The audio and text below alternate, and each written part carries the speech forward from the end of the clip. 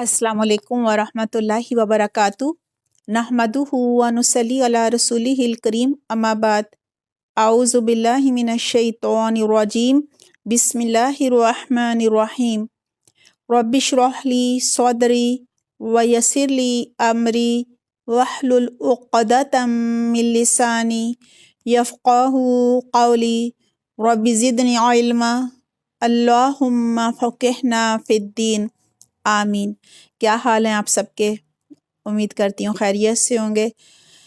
दुआ है अल्लाह सुब्हानहू तआला हम सबको बेहतरीन तरीके से अपना कलाम समझने वाला, अमल करने वाला और दूसरों तक पहुँचाने वाला बनाए। अपनी आयात पर गौर व फिक्र, तफक्कुर और तदब्बुर करने की तौफीक अता फरमाए। अल्लाह सुब्हानहू तआला इस रमज़ान में अपनी ख़ास रहमतों और बरकतों का नुज़ूल फरमाए, हम सब की मग़फ़िरत फरमा दे और हम सब से राज़ी हो जाए। आमीन अल्लाहुम्मा आमीन। अल्हम्दुलिल्लाह, आज हम 21वें पारे का आगाज़ कर रहे हैं। 21वें पारे का पहला रुबा सूरतुल अनकबूत की आयत नंबर 45 से 69 तक है और सूरह रूम की आयत नंबर 1 से लेकर आयत नंबर 27 तक है। गुज़श्ता आयत में था कि अल्लाह सुब्हानहू तआला की तख्लीक में ईमान लाने वालों के लिए बड़ी निशानियाँ हैं और अहले ईमान का ईमान चेक करने के लिए आज़माइशें तो ज़रूर आएंगी। फिर अहले ईमान के लिए आज़माइश बनने वाले लोगों के मक़ासद और अंजाम का ज़िक्र था। अब बताया जा रहा है ईमान को बढ़ाने का तरीका क्या है। इस सूरत के आखिर तक इम्तिहान में कामयाबी और नाकामी के असबाब का ज़िक्र है।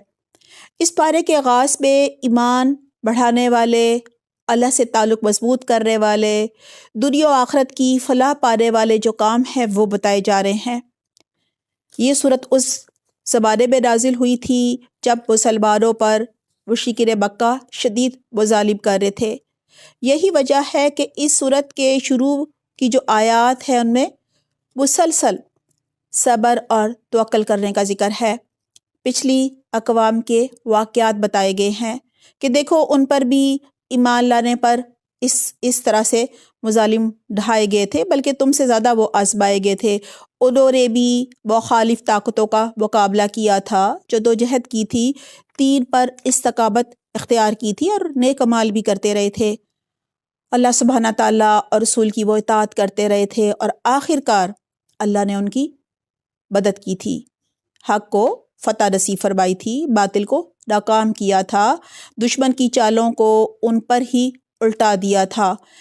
मुशरिक कौम ने इब्राहीम अलैहिस्सलाम के लिए अलाव जलाया। अल्लाह ने फरमाया ए आग ठंडी हो जा। इब्राहीम अलैहिस्सलाम के लिए वो आग बुझ गई। बिलाखिर अल्लाह सुब्हानहू तआला ने उन ज़ालिमों की ज़िंदगी के चिरागों को हमेशा के लिए बुझा दिया। अब इन आयात में अल्लाह सुब्हानहू तआला अहले ईमान को अमली तदाबीर बता रहे हैं कि तिलावत कुरान करो, कुरान को मजबूती से थामो। कैसे थामेंगे जी? तर्जुमा और तफसीर से समझ कर हम अल्लाह के कलाम को पढ़ेंगे, अल्लाह के अहकामात को जानेंगे और फिर अमल करेंगे और दूसरों तक भी पहुँचाएँगे।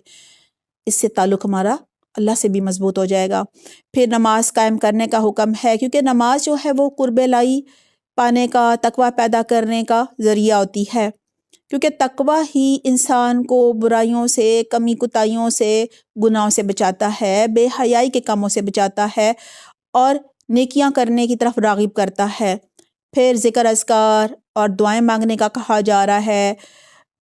कुरान, नमाज और दुआ ये बंदा मोमिन के हथियार होते हैं। फिर कहा जा रहा है वल्लाहु यअलमु मा तस्नाऊन, अल्लाह जानता है किसने ये हथियार थामे हैं और किसने नहीं थामे, वो सब जानता है जो लोग काम कर रहे होते हैं। और अल्लाह ज़रूर बताएगा क़यामत के दिन कि कौन क्या करके आया है। बिस्मिल्लाहिर्रहमानिर्रहीम उतलु मा ऊहिया इलैका मिनल किताबी व अक़िमिस सलाता इन्न सलाता तन्हा अनिल फ़हशाई वल मुनकरी व लिज़िक्रुल्लाहि अकबर वल्लाहु यअलमु मा तस्नाऊन। ए नबी, तिलावत करो इस किताब की जो तुम्हारी तरफ वही के ज़रिए से भेजी गई है, نماز قائم کرو۔ یقیناً نماز فحش اور برے کاموں سے روکتی ہے اور اللہ کا ذکر اس سے بھی زیادہ بڑی چیز ہے۔ اللہ جانتا ہے جو کچھ تم لوگ کر رہے ہو۔ وَلَا تُجَادِلُوا أَهْلَ الْكِتَابِ إِلَّا بِالَّتِي هِيَ أَحْسَنُ، اور اہل کتاب سے بحث نہ کرو مگر عمدہ طریقے سے، سوائے ان لوگوں کے جو ان میں سے ظالم ہوں۔ اللہ سبحانہ تعالیٰ کو علم تھا اب کچھ مسلمان ان مظالم سے تنگ آ کر حبشہ کی طرف ہجرت کریں گے، لہٰذا کہا جا رہا ہے کہ ہجرت کرو گے، حبشہ پہنچو گے، وہاں نصارہ ہوں گے تو عمدہ طریقے سے نرمی سے بات کرنا، بحث نہ کرنا، اور اگر کرنی پڑے تو خوبصورتی سے کرنا، یعنی دلیل دے کر مسکرا کر بات کرنا، وہ بات کرنا جو قرآن میں اور ان کی کتاب میں، انجیل میں، دونوں میں موجود ہے۔ وَقُولُوا آمَنَّا بِالَّذِي أُنزِلَ إِلَيْنَا وَأُنزِلَ إِلَيْكُمْ وَإِلَٰهُنَا وَإِلَٰهُكُمْ وَاحِدٌ وَنَحْنُ لَهُ مُسْلِمُونَ، اور ان سے کہو کہ ہم ایمان لائے ہیں اس چیز پر بھی جو ہماری طرف بھیجی گئی ہے، یعنی قرآن پر، اور اس چیز پر بھی جو تمہاری طرف بھیجی گئی تھی، یعنی ہم انجیل کو بھی مانتے ہیں کہ وہ اللہ کی کتاب تھی۔ ہمارا اللہ اور تمہارا اللہ ایک ہی ہے اور ہم اسی کے مسلم یعنی فرما بردار ہیں۔ اے نبی، ہم نے اسی طرح تمہاری طرف کتاب نازل کی ہے۔ اس کے دو معنی ہیں۔ ایک معنی یہ ہے کہ جس طرح پہلے انبیاء کرام پر کتابیں نازل ہوتی رہیں، اور دوسرے معنی یہ ہے کہ پچھلی کتابوں کا اقرار کرتے ہوئے اسے مانا جائے۔ اس لیے وہ لوگ جن کو ہم نے پہلے کتاب دی تھی وہ اس پر ایمان لاتے ہیں، اور ان لوگوں میں سے مراد اہل عرب میں سے بھی بہت سے اس پر ایمان لا رہے ہیں، اور ہماری آیات کا انکار صرف وہی کرتے ہیں جو کافر ہیں۔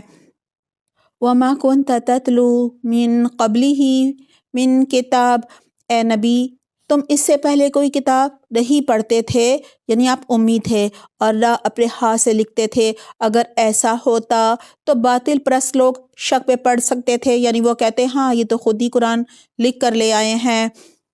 دراصل یہ روشن نشانیاں ہیں ان لوگوں کے دلوں میں ہیں جنہیں علم بخشا گیا ہے۔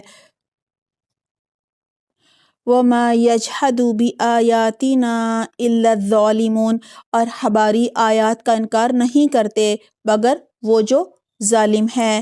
یہ لوگ کہتے ہیں کیوں نہ اتاری گئیں اس شخص پر نشانیاں اس کے رب کی طرف سے، یعنی کوئی معجزہ کیوں نہیں آیا؟ کہو نشانیاں تو اللہ کے پاس ہیں اور میں صرف خبردار کرنے والا ہوں، کھول کھول کر بیان کرنے والا ہوں، یعنی میں معجزے لانے کے لیے تو نہیں آیا۔ اور کیا ان لوگوں کے لیے یہ نشانی کافی نہیں ہے کہ ہم نے تم پر کتاب نازل کی ہے جو انہیں پڑھ کر سنائی جاتی ہے، یعنی قرآن سے بڑا معجزہ اور کیا ہوگا؟ در حقیقت اس میں رحمت اور نصیحت ہے ان لوگوں کے لیے جو ایمان لاتے ہیں۔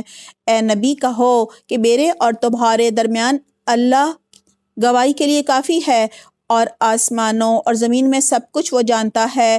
جو لوگ باطل کو مانتے ہیں اور اللہ سے کفر کرتے ہیں، اولئک ھم الخاسرون، وہی خسارے میں رہنے والے ہیں۔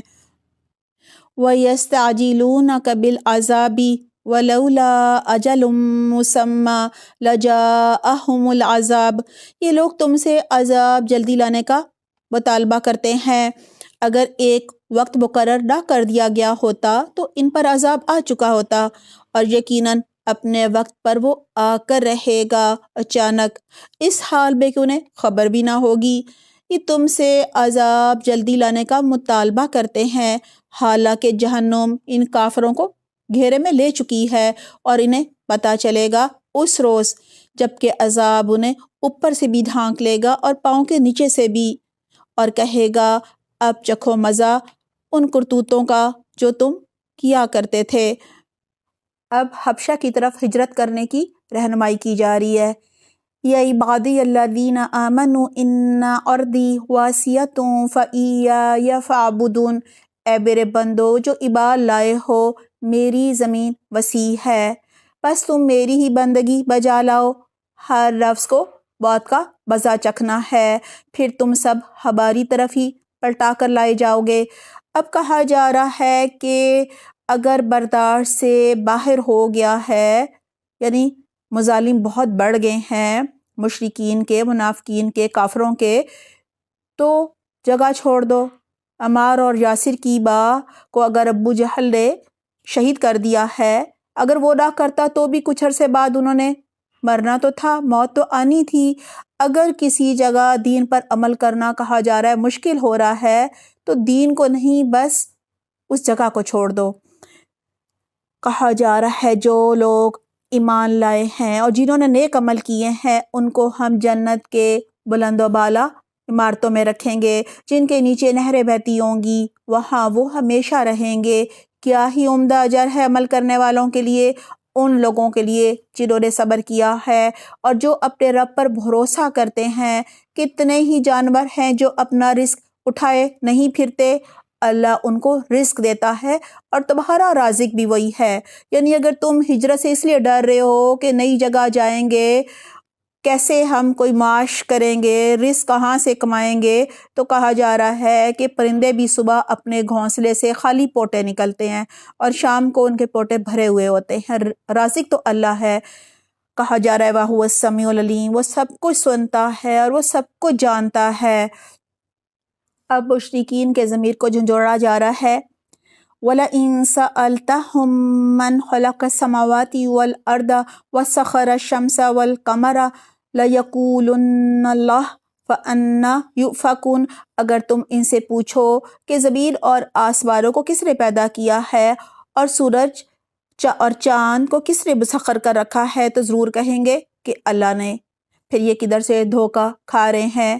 اللہ ہی ہے جو اپنے بندوں میں سے جس کو چاہتا ہے اس کا اللہ رزق کشادہ کرتا ہے اور جس کا چاہتا ہے تنگ کرتا ہے۔ یقیناً اللہ ہر چیز کا جاننے والا ہے۔ اور اگر تم ان سے پوچھو کس نے آسمان سے پانی برسایا اور اس کے ذریعے سے مردہ پڑی ہوئی زمین کو زندہ کیا، تو وہ ضرور کہیں گے اللہ نے۔ الحمدللہ بل اکثرہم لا یعقلون، الحمدللہ سب تعریف اللہ کے لیے ہے مگر اکثر لوگ سمجھتے نہیں ہیں۔ اور یہ دنیا کی زندگی کچھ نہیں مگر کھیل اور دل کا بہلاوا، اصل زندگی کا گھر تو دار آخرت ہے۔ یعنی یہ تو ایک ڈرامہ ہے، ایک سٹیج ڈرامہ ہے۔ کوئی بادشاہ ہے، جیسے ڈرامے میں کیا ہوتا ہے، کوئی بادشاہ ہوتا ہے، کوئی فقیر ہوتا ہے، کوئی وزیر ہوتا ہے۔ جب ڈرامہ ختم تو نہ کوئی بادشاہ نہ کوئی فقیر۔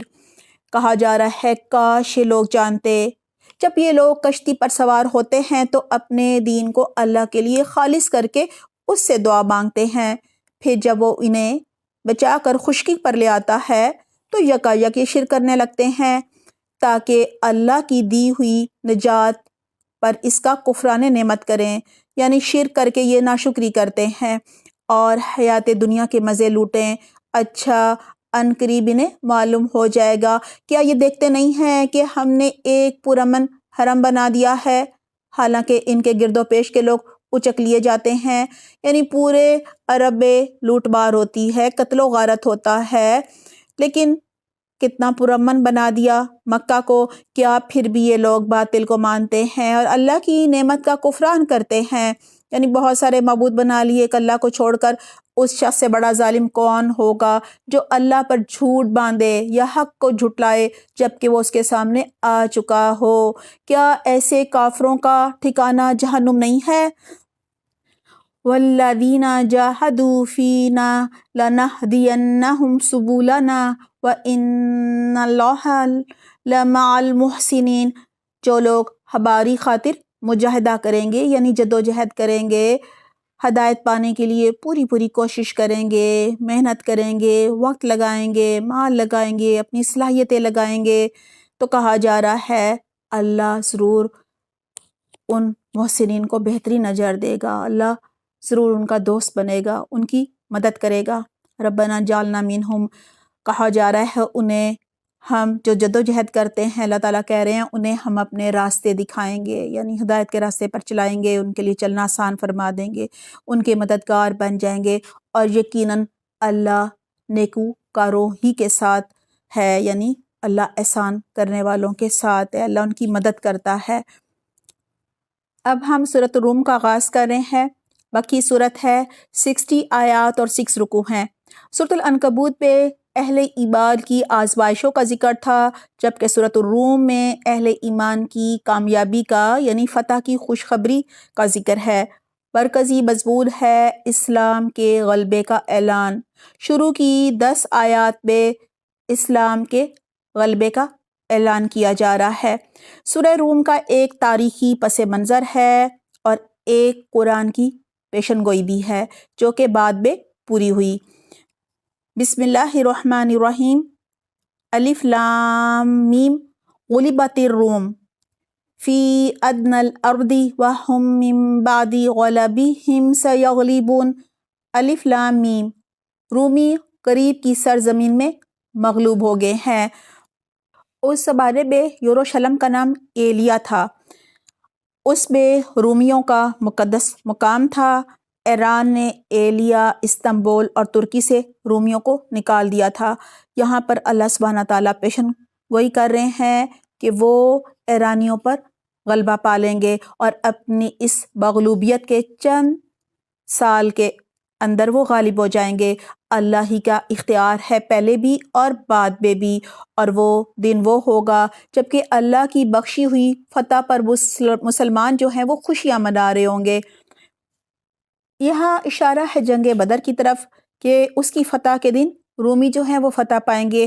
اللہ نصرت عطا فرماتا ہے جسے چاہتا ہے اور وہ زبردست ہے اور رحم فرمانے والا ہے۔ یہ وعدہ اللہ نے کیا ہے، اللہ کبھی اپنے وعدے کی خلاف ورزی نہیں کرتا، مگر اکثر لوگ جانتے نہیں ہیں۔ لوگ دنیا کی زندگی کا بس ظاہری پہلو جانتے ہیں اور آخرت سے وہ خود ہی غافل ہیں۔ کیا انہوں نے کبھی اپنے آپ پر غور و فکر نہیں کیا؟ اللہ نے زمین اور آسمانوں کو اور ان ساری چیزوں کو جو ان کے درمیان ہے برحق یعنی حق کے ساتھ، مقصد کے ساتھ پیدا کیا ہے اور ایک مقرر مدت ہی کے لیے انہیں بنایا ہے، پیدا کیا ہے، مگر بہت سے لوگ اپنے رب کی ملاقات کا انکار کرتے ہیں، یعنی آخرت کا یقین ہی نہیں ہوتا۔ تو کیا انہوں نے آخرت کے لیے عمل کرنے ہیں؟ اولم یسیروا فی الارض فینظروا کیف کان عاقبۃ الذین من قبلہم، کیا یہ لوگ کبھی زمین میں چلے پھرے نہیں ہیں کہ انہیں ان لوگوں کا انجام نظر آتا جو ان سے پہلے گزر چکے ہیں اور ان سے زیادہ طاقت رکھتے تھے، یعنی مادی ترقی، ٹیکنالوجی، اولاد میں، ہر چیز میں ان سے بڑھے ہوئے تھے۔ انہوں نے زمین کو خوب ادھیڑا تھا، یعنی خوب کاشتکاری کی تھی، خوب نہریں نکالی تھیں، معدنیات نکالی تھیں، بلند و بالا عمارتیں تعمیر کی تھیں اور اسے اتنا آباد کیا تھا جتنا انہوں نے نہیں کیا۔ ان کے پاس ان کے رسول روشن نشانیاں لے کر آئے، پھر اللہ ان پر ظلم کرنے والا نہ تھا، مگر وہ خود ہی اپنے پر ظلم کر رہے تھے، یعنی جب ایمان نہیں لائے تو پھر عذاب بھی مانگتے تھے، عذاب آ گیا۔ آخرکار جن لوگوں نے برائیاں کی تھیں ان کا انجام بہت برا ہوا، اس لیے کہ انہوں نے اللہ کی آیات کو جھٹلایا تھا اور وہ ان کا مذاق اڑاتے تھے۔ اب آیت نمبر 11 سے لے کر 29 تک میں اہل حق کے غلبے کے دلائل دیے جا رہے ہیں۔ اللہ یبدأ الخلق ثم یعیدہ ثم الیہ ترجعون، اللہ ہی خلق کی ابتدا کرتا ہے پھر وہی اس کا اعادہ کرے گا، یعنی آخرت میں پھر اسی کی طرف تم پلٹائے جاؤ گے۔ اور جب وہ ساتھ یعنی قیامت برپا ہوگی اس دن مجرم مایوس ہو جائیں گے، ان کے ٹھہرائے ہوئے شریکوں میں کوئی ان کا سفارشی نہ ہوگا اور وہ اپنے شریکوں کے منکر ہو جائیں گے، یعنی انکار کریں گے۔ جس روز قیامت برپا ہوگی اس دن سب انسان الگ الگ گروہوں میں بٹ جائیں گے، مومن الگ، کافر الگ، منافق الگ۔ جو لوگ ایمان لائے ہیں اور جنہوں نے نیک عمل کیے ہیں وہ ایک باغ میں خوش و خرم رکھے جائیں گے، اور جنہوں نے کفر کیا ہے اور ہماری آیات کو اور آخرت کی ملاقات کو جھٹلایا ہے وہ عذاب میں حاضر رکھے جائیں گے۔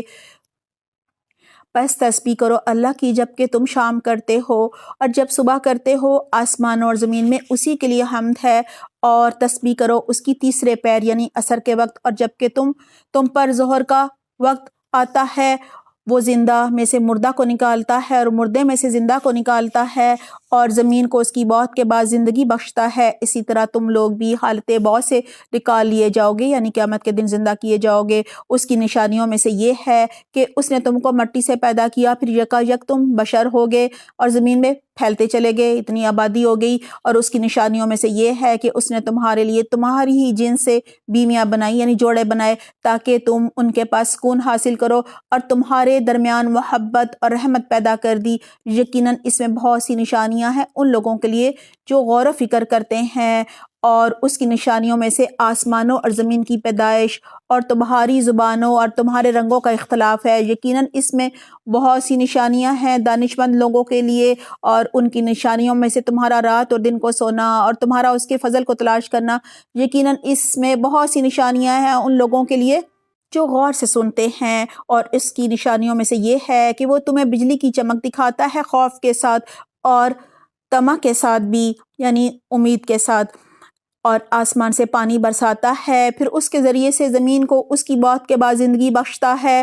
یقیناً اس میں بہت سی نشانیاں ہیں ان لوگوں کے لیے جو عقل سے کام لیتے ہیں۔ اور اس کی نشانیوں میں سے یہ ہے کہ آسمان اور زمین اس کے حکم سے قائم ہیں، پھر یوں ہی کہ اس نے تمہیں زمین سے پکارا، بس ایک ہی پکار میں اچانک نکل آؤ گے۔ وَلَهُ مَن فِي السَّمَاوَاتِ وَالْأَرْضِ كُلٌّ لَهُ قَانِتُونَ، آسمانوں اور زمین میں جو بھی ہے اس کے بندے ہیں، سب کے سب اس کے تابع فرما ہیں، اسی کی اطاعت کر رہے ہیں، اسی کی فرما برداری کر رہے ہیں۔ وہی ہے جو تخلیق کی ابتدا کرتا ہے، پہلی بار پیدا کرتا ہے، پھر وہی اس کا اعادہ کرے گا، یعنی قیامت کے دن دوبارہ پیدا کرے گا۔ اور یہ اس لیے اس کے لیے، یعنی اللہ کے لیے آسان تر ہے۔ آسمانوں اور زمین میں اس کی صفت سب سے برتر ہے اور وہ زبردست ہے اور وہ حکیم ہے۔ قیامت کا انکار کرنے والوں کو قرآن میں دلیل دی جا رہی ہے کہ اللہ کے لیے ان کو دوبارہ پیدا کرنا، دوبارہ زندہ کرنا بہت ہی آسان ہے۔ اللہ تو کن کہتا ہے فیکون، تو وہ کام ہو جاتا ہے۔ اور پہلی دفعہ کوئی کام کرنا مشکل ہوتا ہے، جب اللہ تعالیٰ کو پہلی دفعہ مشکل نہیں لگا تو دوبارہ انہیں زندہ کرنا کون سا مشکل ہو سکتا ہے۔ پارہ نمبر 21 کا پہلا ربع سورۃ العنکبوت کی آیت نمبر 45 سے لے کر 69 تک ہے، اور سورہ روم کی آیت نمبر 1 سے آیت نمبر 27 تک ہے۔ آئیے جانتے ہیں کیا نئی باتیں ہمیں ان آیات سے پتہ چلیں۔ آیت نمبر 45، نماز کی قبولیت کی پہچان یہ ہے کہ ہم برائیوں سے، یعنی فحش اور برے کاموں سے رک جاتے ہیں، ہمیں اپنا محاسبہ کرنا چاہیے۔ آیت نمبر 46، غیر مسلموں سے دعوت دین دیتے وقت عمدہ طریقے سے بات کرنی چاہیے اور ان سے نرمی سے اور دلائل دے کر بات کرنی چاہیے۔ آیت نمبر 47، وہی غیر مسلم ایمان لاتے ہیں جو حق پسند ہوتے ہیں، لہٰذا اگر کوئی ایمان نہیں لا رہا تو پہلے ہم نے ان کو حق سمجھانا ہے، سچائی بتانی ہے۔ آیت نمبر 49، حق کا انکار وہی کرتے ہیں جو ظالم ہوتے ہیں، لہٰذا اگر کوئی ظلم کر رہا ہے تو ہم نے پہلے اس کو ظلم سے روکنا ہے، تبھی وہ ایمان لانے کی طرف آئے گا۔ آیت نمبر 51، قرآن کو صحیح تجوید، ترجمے اور فہم سے سمجھ کر پڑھنا چاہیے، تبھی قرآن باعث نصیحت اور رحمت بنتا ہے۔ آیت نمبر 56 سے لے کر 60 تک، جب دین پر عمل کرنا مشکل ہو جائے، کافروں کے مظالم حد سے بڑھ جائے تو اللہ کی زمین بہت وسیع ہے، ہجرت کر لینی چاہیے۔ ہجرت کرتے وقت یہ فکر نہیں کرنی چاہیے کہ نئی جگہ اور نئے ماحول میں ہم رزق کیسے کمائیں گے۔ جو رب پرندوں، چیونٹیوں، مچھلیوں کا رزق دیتا ہے وہ ہمیں بھی ضرور دے گا، لہٰذا اللہ پر توکل، بھروسہ کرنا چاہیے اور اچھی امید رکھنی چاہیے۔ آیت نمبر 61 سے لے کر 69 تک اللہ سبحانہ تعالیٰ کی نعمتوں کا ذکر ہے۔ پہلے بھی بہت دفعہ بات ہو گئی، ہمیں ان پر غور و فکر کرنا ہے، اللہ کی معرفت حاصل کرنی ہے، شرک سے، ناشکری سے بچنا ہے۔ سورہ روم کی آیت نمبر 1 سے لے کر 10 تک، ان آیات میں اہل ایمان کی فتح کی خوشخبری دی جا رہی ہے، اسلام کے غلبے کا اعلان ہے جو کہ بعد میں سچ ثابت ہوا۔ کہا جا رہا ہے کافر اگر ان آیات پر اور کائنات میں بکھری نشانیوں پر غور و فکر نہیں کریں گے اور نافرمان قوموں کی طرح کے اعمال کریں گے تو پھر ان کا انجام جو ہے وہ بھی ویسا ہی ہوگا جیسا کہ نافرمان قوموں کو ہوا۔ ہمیں ان کے انجام پر غور و فکر کرنا ہے اور انشاءاللہ اپنی اصلاح کرنی ہے۔ آیت نمبر 11 سے لے کر 16 تک، کافروں کے معبود قیامت کے دن ان کے کچھ بھی کام نہیں آئیں گے، نہ سفارش کریں گے نہ کوئی مدد کریں گے، لہٰذا جو بھی شرک کرتا ہے ہمیں انہیں یہ بات بتانی چاہیے۔ آیت نمبر 17 سے لے کر 27 تک اللہ سبحانہ تعالیٰ کی کائنات میں بکھری ہوئی بے شمار نشانیوں کا ذکر ہے، ہمیں غور و فکر کی دعوت دی جا رہی ہے تاکہ ہم شعوری ایمان لائیں اور اللہ کی تسبیح کریں، نمازوں کی پابندی کریں۔ اللہ سبحانہ تعالیٰ ہمیں بہترین توفیق عطا فرمائے، آمین۔